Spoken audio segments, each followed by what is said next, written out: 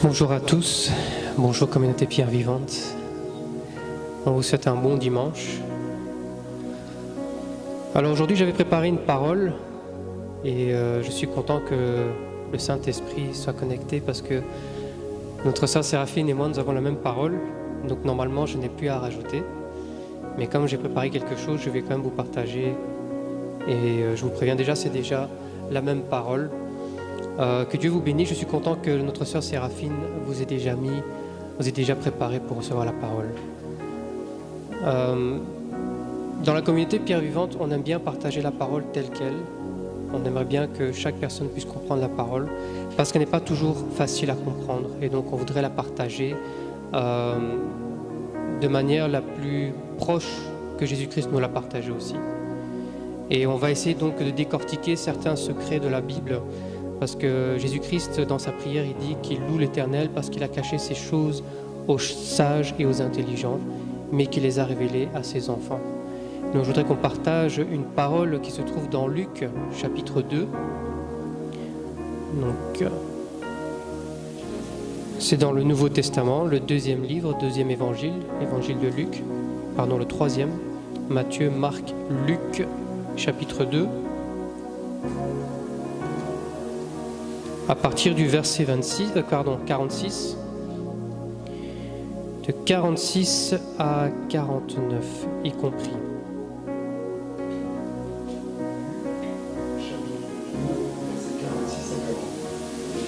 Au bout de 3 jours, ils le trouvèrent dans le temple, assis au milieu des docteurs, les écoutant et les questionnant. Tous ceux qui l'entendaient étaient surpris de son intelligence et de ses réponses. Quand ses parents le virent, ils furent saisis d'étonnement. Sa mère lui dit, « Enfant, pourquoi nous as-tu fait cela? Voici que ton père et moi, nous te cherchons avec angoisse. » Il leur dit, « Pourquoi me cherchez-vous? Ne savez-vous pas qu'il faut que je m'occupe des affaires de mon père? » Amen. Amen. Akinyarwanda dusome mu izina rya Yesu. Luka igice cya 2 turahera ku murongo wa 46 tugeza kuri 49. Ngo hashize iminsi 3 bamubona mu rusengero yicaye hagati y'abigisha abateze amatwi kandi ababaza. Abamwumvise bose batangazwa n'ubwenge bwe n'ibyo abasubiza. Bamubonye baratangara. Nyina aramubaza ati, mwana wanjye, ni iki cyatumye utugenza utya? Dore njye na so twagushatse dufite umutima uhagaze. Arabasubiza ati, mwanshakiraga iki? Ntimuzi yuko binkwiriye kuba mu rugo rwa data? Amen. Amen. Donc ici, je vais rappeler un petit peu la situation. C'est au moment de la fête de la Pâque. La fête de la Pâque, c'est la délivrance du peuple d'Israël quand il a fui l'Égypte. Dieu a instauré la fête de la Pâque pour que chaque année il se rappelle de la délivrance. Et ici, on voit que Marie cherchait son fils Jésus-Christ et qu'elle l'a trouvé après 3 jours dans le temple en train d'enseigner. Mais Jésus-Christ lui pose la question, qu'est-ce qu'elle cherche? Que cherchez-vous? Mais il ne finit pas que là, il dit aussi, ne savez-vous pas que je dois m'occuper des affaires de mon Père? Ça veut dire en fait que quand on est nouveau chrétien, quand on arrive dans la parole de Dieu, on est souvent mal informé. On nous dit souvent, non, Dieu va te bénir. Dieu va faire de toi quelqu'un de grand, Dieu va faire de toi vraiment quelqu'un de riche, Dieu va faire quelqu'un de toi quelqu'un de vraiment très important, tu vas servir Dieu. Mais moi je peux vous dire en fait que tout ça ce sont des mensonges. Je peux vous dire que ce sont des personnes qui veulent seulement chercher votre compassion, qui veulent seulement que vous les aimiez. Mais ce n'est pas la vérité. La parole de Dieu ne cherche pas votre bien dans la chair. La parole de Dieu cherche votre bien dans l'esprit. C'est-à-dire que si vous cherchez Dieu, il faut que vous le cherchiez en esprit et en vérité. Si vous venez devant Dieu, ça ne va pas forcément toujours bien se passer en se disant, voilà, maintenant que j'ai trouvé Dieu, Dieu va me bénir je n'ai plus de problème, il n'y a plus de larmes, il n'y a plus rien. Parce que quand Jésus-Christ est né, avant même qu'il naisse, les prophètes ont dit qu'il y aura des pleurs à Rama. Jusqu'à aujourd'hui, on entendra les pleurs. Pourquoi ? Parce que quand Jésus-Christ est arrivé, le roi Hérode a voulu exterminer tous les enfants en dessous de 2 ans. Ça veut dire en fait que quand vous arrivez dans la vie chrétienne, ce n'est pas la vie en rose, ce n'est pas ce qu'on vous dit, ce n'est pas ce qu'on vous prêche tout le temps, que tout va bien. Malheureusement, Jésus-Christ n'est pas venu pour blesser les gens, mais n'est pas non plus venu pour se faire juste aimer comme ça, pour se faire aimer. Il n'est pas venu en tant que prophète en disant que tout va bien, que tout le monde sera sauvé et qu'il n'y aura plus de pleurs. Mais il est plutôt venu dire qu'il y aura des combats à partir de maintenant, qu'il va avoir pas seulement de la joie, mais aussi des combats. Il va falloir battre l'ennemi parce que l'ennemi est toujours autour de nous. Il est toujours là pour nous mettre sur le chemin de la perdition. Notre sœur Séraphine nous a rappelé qu'il y a le chemin aussi de la perdition, le chemin qui est grand, qui est spacieux, que tout le monde peut trouver, que tout le monde trouve ce chemin. Mais quand tu arrives à Christ, et c'est ce chemin-là qui est difficile à trouver, ce chemin là où il y a beaucoup d'interdictions. Et c'est là que tu te dis, mais non, moi c'est pas ce qu'on m'a prêché, moi on m'a dit que Dieu était bon, donc Dieu doit être bon, Dieu va me bénir, Dieu va me faire ça. Non. C'est pour ça que Jésus-Christ, il a dit à sa maman, pourquoi me cherchez-vous ? Et c'est la question que je vous pose aussi aujourd'hui. Si vous êtes venu à l'église, pourquoi cherchez-vous Jésus-Christ ? Est-ce que c'est parce que vous avez besoin d'une maison, d'une voiture ? Est-ce que vous avez besoin des choses physiques ? Parce que ce que Jésus-Christ répond, c'est « Ne savez-vous pas que je dois m'occuper des affaires de mon Père ?» Ça veut dire que ce que vous avez besoin dans le physique, Dieu n'est pas dedans. Dieu est dans l'esprit. Donc quand vous venez à lui, sachez que si vous venez avec tous vos problèmes, c'est pas ce qui intéresse Jésus. C'est pas ce qui intéresse Dieu. Malheureusement, ça peut blesser, mais malheureusement c'est ça, parce que les psaumes disent, on peut le lire, on va le lire, ce sera plus facile, c'est Psaume 37, verset 4, ce sera plus facile, 37, Psaume 37 au verset 4. Je vais demander à Michel s'il a encore le courage de lire ce verset-là. Merci.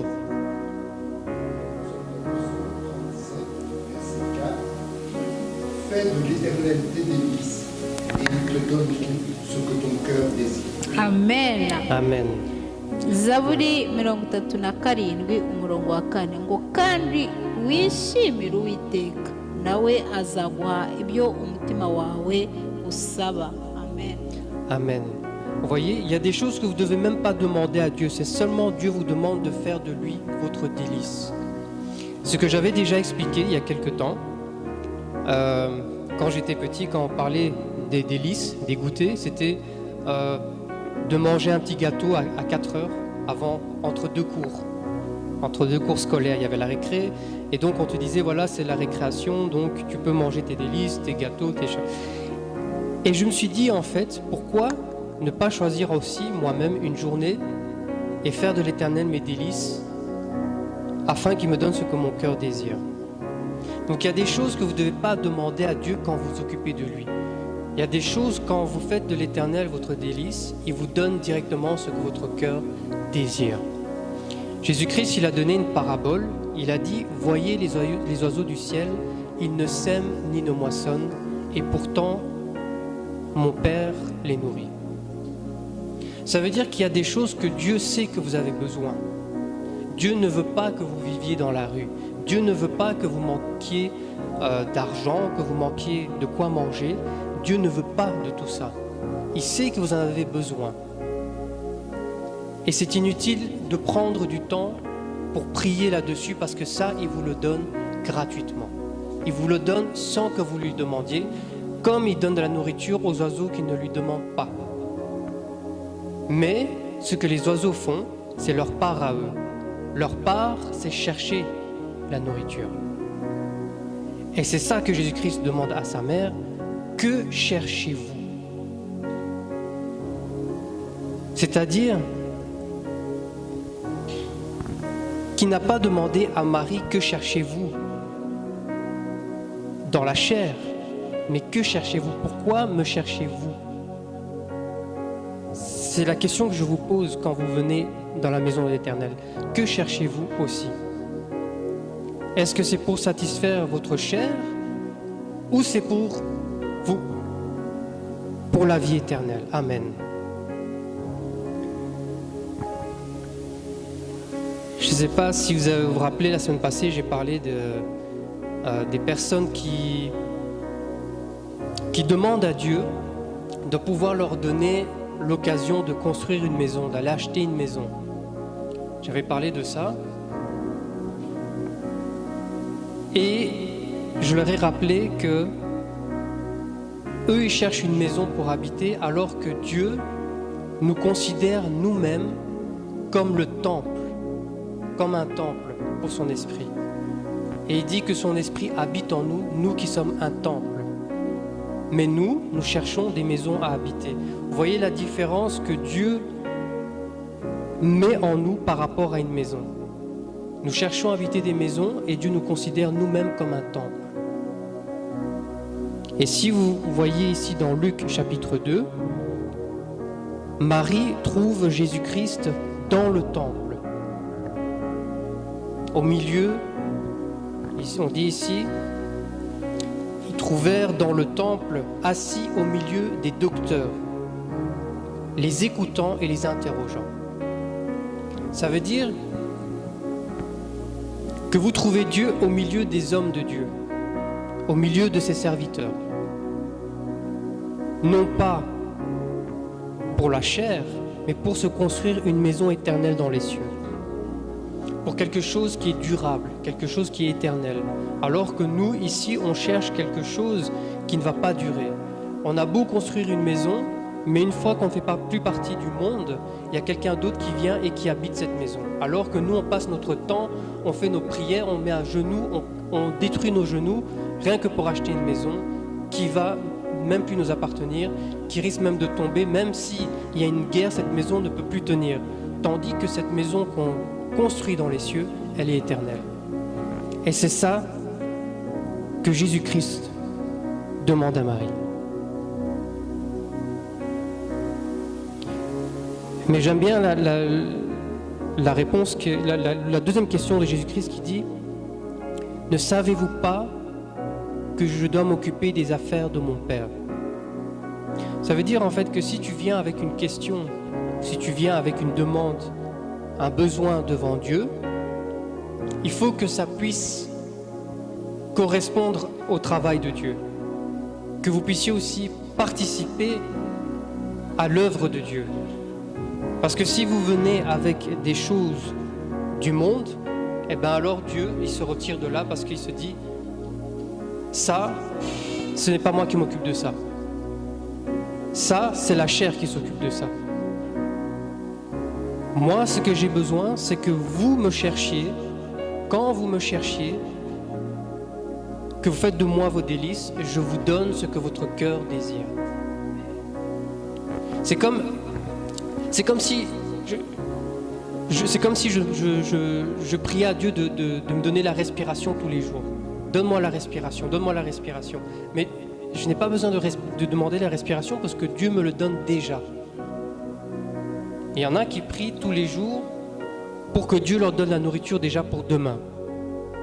C'est comme s'ils avaient un pied aujourd'hui et un pied déjà sur demain. C'est-à-dire, ils n'ont pas d'équilibre. Aujourd'hui, vous êtes assis sur une chaise, vous n'êtes pas assis sur deux chaises. Parce qu'il y a plus d'équilibre sur une seule chaise que sur deux en même temps. C'est la même chose pour les oiseaux. Les oiseaux, ils vivent un jour à la fois. Et c'est pour ça que Jésus-Christ a dit « À chaque jour suffit sa peine ». Est-ce qu'on peut lire rapidement dans 1 Pierre chapitre 5 verset 2, 1 Pierre qui se trouve avant l'Apocalypse. 1 Pierre chapitre 5.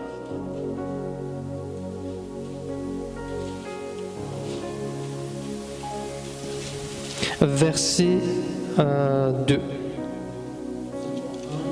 chapitre 5, verset 2. Faites paître le troupeau de Dieu qui est avec vous, non par contrainte, mais volontairement selon Dieu, ni pour un bien sordide, mais de bon cœur. Amen.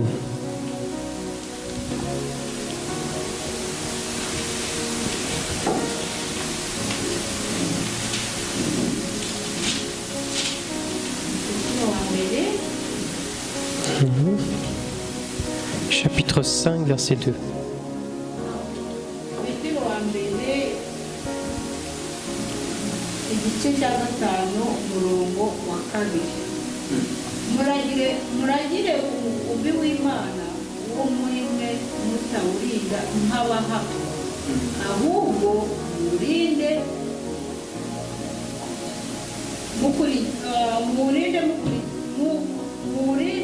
mubikunze nk'uko Imana ishaka, atari kubwo kwifuza indamu mbi, ahubwo kubw'umutima ukunze. Amen. J'ai lu ce verset, je vous ai fait lire ce verset-là parce qu'il y a un mot que l'apôtre Paul a utilisé. C'est le mot un gain sordide.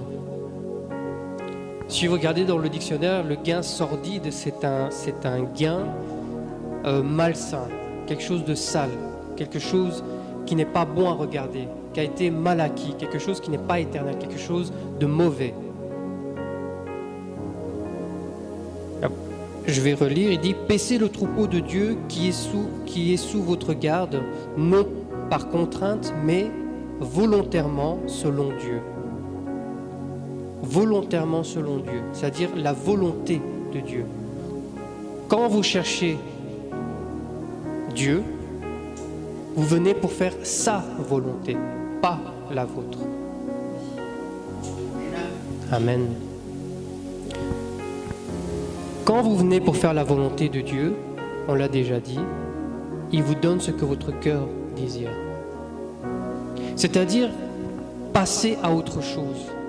Dieu essaie de vous montrer, comme notre sœur Séraphine nous a dit, de nous faire gagner des grades en esprit.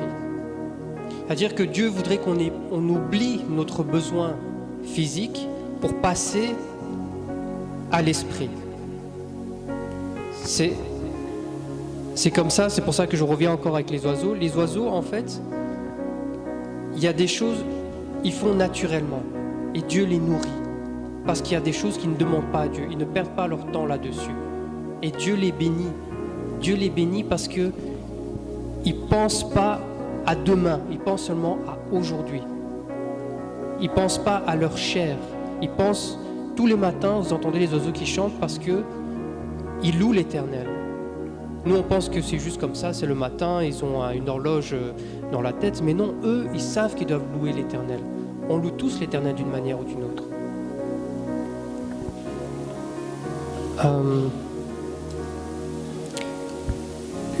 Marie a trouvé Jésus-Christ à Jérusalem. Ils ont été à Jérusalem. Jérusalem qui vient du mot Yerushalem, qui veut dire la fondation de la paix, la ville de la paix. Ça veut dire que Dieu veut déjà vous mettre dans un état de paix. Soyez dans la paix. Avant de venir devant Dieu, soyez déjà dans la paix. Quand vous venez dans la paix, Dieu peut vous écouter. Parce qu'il vous demande que cherchez-vous. C'est-à-dire qu'il est prêt à vous écouter. Il veut entendre ce que vous avez à dire. Il veut vous exaucer.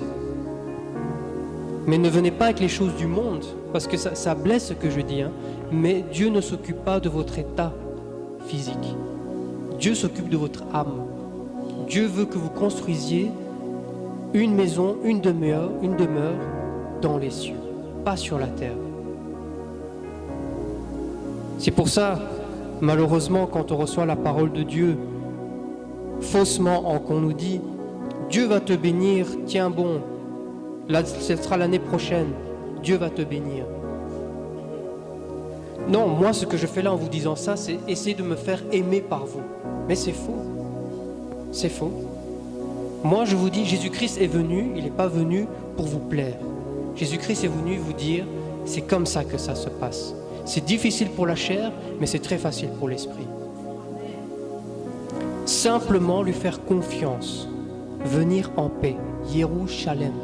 On a trouvé Jésus-Christ à Yerushalem, la fondation de la paix. Et c'est après 3 jours que Marie a trouvé son fils. Donc ces 3 jours rappellent la résurrection, c'est-à-dire la mort de Jésus-Christ, et 3 jours après, il est ressuscité, prêt à nous écouter. C'est un état où, après les 3 jours, Dieu cherche une relation avec vous. Il cherche votre obéissance et il cherche votre paix intérieure. Quand vous trouvez ça, Dieu est à votre écoute. Parce que les dons que Dieu donne, ce n'est pas pour nous, ce n'est pas, s'il donne le don de guérison, ce n'est pas pour te guérir toi si tu es malade. C'est pour guérir ton voisin qui est malade. Quand lui, il voudra que tu le guérisses. Quand Dieu te donne le don de prophétie, ce n'est pas pour te prophétiser toi-même, c'est pour que tu prophétises les autres.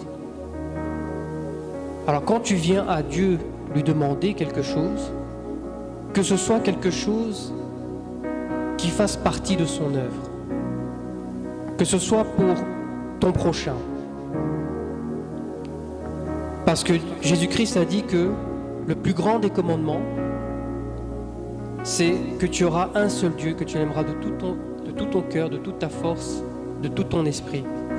Et le deuxième qui lui est semblable, tu aimeras ton prochain comme toi-même. C'est bien pour vous dire que vous devez demander les choses à Dieu, non pas pour vous-même, mais pour votre prochain. C'est pour que lui soit bien, pas pour que vous soyez bien. Et c'est en construisant comme ça que vous construisez un lieu, une demeure dans les cieux. Je voudrais donc qu'on prie pour les personnes qui ont mal été informées, parce que ça peut blesser ce que j'ai dit aujourd'hui, que Dieu ne s'occupe pas de vous, de vos problèmes, mais qu'il s'occupe, il voudrait plutôt que vous occupiez de ses affaires à lui, et en retour il s'occupera de vous. Donc je vais prier au nom de Jésus-Christ pour ces personnes qui ont mal été informées, qu'elles puissent recevoir ce message, que leur cœur puisse s'adoucir au nom de Jésus-Christ. Père du Tout-Puissant, nous te prions au nom de Jésus-Christ, que toutes les personnes qui ont pu entendre cette parole, si elles ont été blessées, Père, au nom de Jésus-Christ, que tu puisses penser leur cœur, que tu puisses les guérir au nom de Jésus-Christ, que ta puissance descende sur eux, Seigneur, que tu puisses leur donner la révélation au nom de Jésus-Christ. Car ta parole dit, Seigneur, que tu loues l'Éternel, car il a caché ces choses aux sages, aux intelligents, mais qu'il a révélé ces choses à ses enfants. Nous te demandons, Père, au nom de Jésus-Christ, que tu puisses descendre sur ces personnes qui n'ont pas compris ta parole, Seigneur, qu'elles puissent la recevoir, qu'elles puissent voir ta parole, Seigneur, comme nous la voyons. Que le voile qui était devant leurs yeux, le voile qui était dans leurs oreilles, Seigneur, puisse tomber au nom de Jésus-Christ. Qu'ils reçoivent cette parole, Seigneur, que le voile qui était devant leur cœur tombe aussi, Seigneur, qu'ils puissent recevoir cette parole, qu'ils puissent s'adoucir et la recevoir comme nous l'avons reçue, qu'elle puisse être sauvée par cette parole, Seigneur. Car ce n'est pas notre chair que nous cherchons, Seigneur. Ce n'est pas notre chair que nous voulons sauver, mais c'est notre esprit, c'est notre âme, Seigneur, que nous cherchons pour la vie éternelle. Nous te remercions, Père de Tout-Puissant, pour cette parole que tu nous as donnée aujourd'hui. Nous te demandons, Père, de nous accompagner, de nous fortifier encore avec cette parole, de nous diriger avec cette parole, que nous puissions faire ta volonté et non pas la nôtre, au nom de Jésus-Christ. Merci, Seigneur. Amen. Nous allons lire encore un passage dans Jean 17, c'est la prière sacerdotale. Jean 17, on va lire un verset. Jean chapitre 17.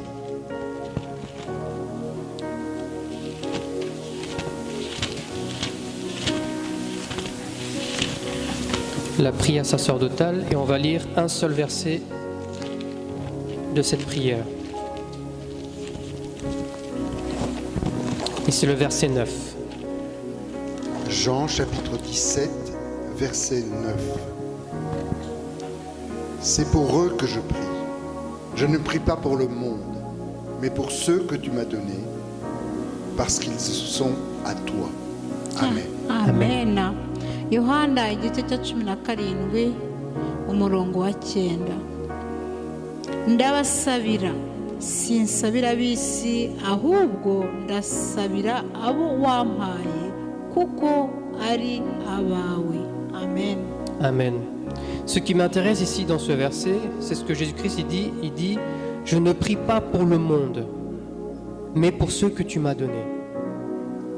Ça veut dire que Jésus-Christ, il a compris en fait qu'il y a des personnes que Dieu ne lui a pas données. Et il ne perd pas son temps avec ça, parce que ça ne fait pas partie de l'œuvre de Dieu. Si Dieu ne lui a pas donné ces gens-là, alors Dieu ne s'occupe pas de eux. Je sais que c'est difficile à comprendre, mais c'est écrit dans la parole. Je ne prie pas pour le monde.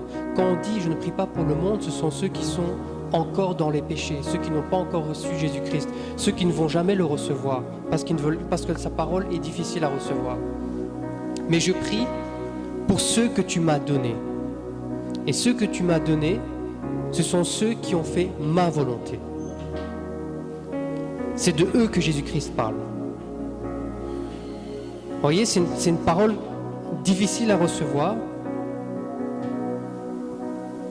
Mais il faut savoir que le monde, la parole de Dieu considère le monde comme la demeure de Satan. C'est pour ça que je voudrais vous rappeler que quand je dis cette parole-là, ce n'est pas pour dire que il y a des gens qui seront sauvés et il y en a d'autres qui ne seront pas sauvés, parce qu'à la base, nous sommes tous sauvés. Tous. Mais cela dépend de nous. Cela dépend de si on fait la volonté de Dieu, pas notre volonté. La volonté de Dieu, dans le sens où on sort du monde. On sort de ce qui est de la chair. On se sépare de notre chair et on se retrouve dans l'esprit avec Jésus-Christ. C'est une prière très compliquée à recevoir quand Jésus-Christ dit « Je ne prie pas pour le monde, mais je prie pour ceux que tu m'as donnés. »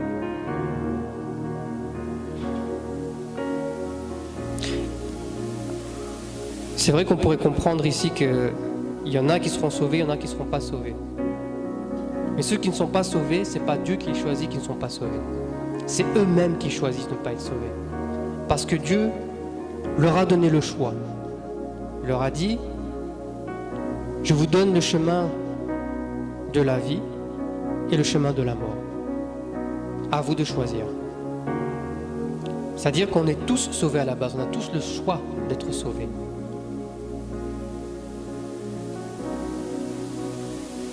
Alors que Jésus-Christ prie pour vous, que vous fassiez partie de ceux pour qui il prie, et non pas de ceux que Dieu n'a pas choisis.